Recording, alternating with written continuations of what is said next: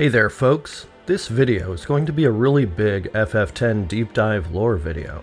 This one is a close look at the history of Spira, based off of the Final Fantasy X Ultimania Omega Guide's official FF10 timeline, translated and arranged by GameFAQs user PMOG. I will leave a link in the description of the video so you can look at PMOG's translated timeline on your own. Otherwise, we'll be looking at each bullet point in greater detail, iceberg video style. And just one more point before we begin. This is not an AI voice narration. This is actually my real voice, and it takes a lot of work to record these, so hopefully you appreciate that. Without further ado, let us begin. Approximately 3,000 years ago, the development of the magic civilization. This era in Spira's history is vaguely defined as the time before the rise of Machina, shrouded in mystery and speculation. What little we do know suggests a world ruled by stark divisions, an elite class wielding powerful magic, while everyone else was left behind. Clues to this forgotten past can be found in the lesser-known Final Fantasy X 2.5 Ayan no Dasho novella. Yes, the infamous story where Tidus meets a rather explosive fate, courtesy of a blitzball-disguised bomb.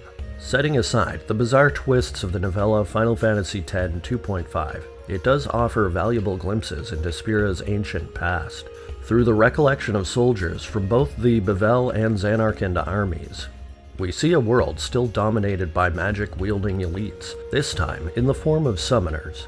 Even more intriguing is the presence of a long-forgotten religion, one that worshipped a pantheon of gods, a stark contrast to the singular godless faith that defines Spira in the present day as a religion of suffering and atonement.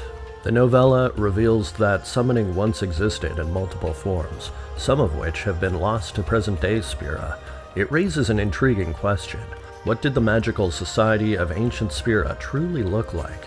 If we could peer deeper into this forgotten era, we might uncover a world where summoners wielded far greater power and influence than we ever imagined. The invention of Machina. Even the most devout followers of Yevon acknowledge that Machina first emerged on Spira roughly 3,000 years ago. According to Yevonite teachings, this technological advancement led to moral decay, making Spirans complacent and corrupt. The creators of Machina were the Proto-Albed, known then as Beetles, a group both essential yet ostracized. Despite relying on the Beetles for the machines that gave them the aptly named Machina cities an edge in the war, the rest of Spira viewed the Beetles with disdain, a hypocritical prejudice against the very people who fueled their growing power. The use and spread of Machina. More importantly, the invention of Machina reshaped Spiran society as a whole, narrowing the gap between magic users and ordinary people. With electricity and mechanization, even those without magical talent gained access to a higher quality of life, challenging the long-standing dominance of the magical elite. The rise of Machina parallel advances in the real world's industrial revolution, where machinery lifted the average person from a life of servitude and manual labor. Well, okay, maybe not quite like that, but it did lift people out of serfdom. Meanwhile, the old elites, once unrivaled in their power, found their dominance threatened as a new class emerged, those who embraced the economic and military potential of technology. This growing divide ultimately led to a clash of civilizations, culminating in the war between the Machina-driven city-state of Bevelle and the summoner-ruled Zanarkand.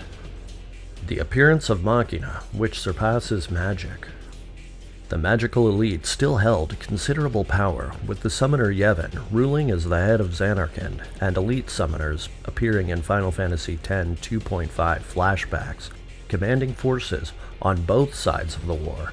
However, despite their immense abilities, magic alone couldn't keep up with the sheer numbers of ordinary soldiers armed with Machina weapons. Those who embraced technology gained a decisive military edge, proving that firepower and innovation could rival and even surpass the mystical might of summoners. For many Final Fantasy X players, this might seem contradictory. After all, we see Zanarkand as a Machina-powered metropolis, yet it's described as a summoner-led kingdom that depended on summoners in battle. The key to understanding this lies in Spira's overall disharmony between magic and technology. While Zanarkand heavily relied on magic, that didn't mean it abandoned Machina entirely. Final Fantasy X-2 clarifies this divide, portraying Bavel as a Machina-dominant superpower with military superiority, while Zanarkand leaned more on summoners like Len rather than advanced weaponry. The Machina civilizations reach their peak. In present-day Spira, sin is believed to be divine punishment for the excesses of the Machina cities. The Temple of Yevon teaches that only through repentance, worship, and rejecting Machina can the sins of the past be atoned for. Yet, the truth is far more ironic. Spira's great civilizations weren't undone by Machina, but by magic. Both Bavel and Zanarkand fell at their peak, cut down by the newly created sin. Bavel, despite its technological superiority, was forced to bury its Machina deep underground in hidden temples and corridors, while Zanarkand lived on only as a dream, sustained by the surviving followers of Yevon, who sacrificed themselves to become faith. And in this instance, when I say followers of Yevon, I mean followers of Yevon from Zanarkand, not the Temple of Yevon.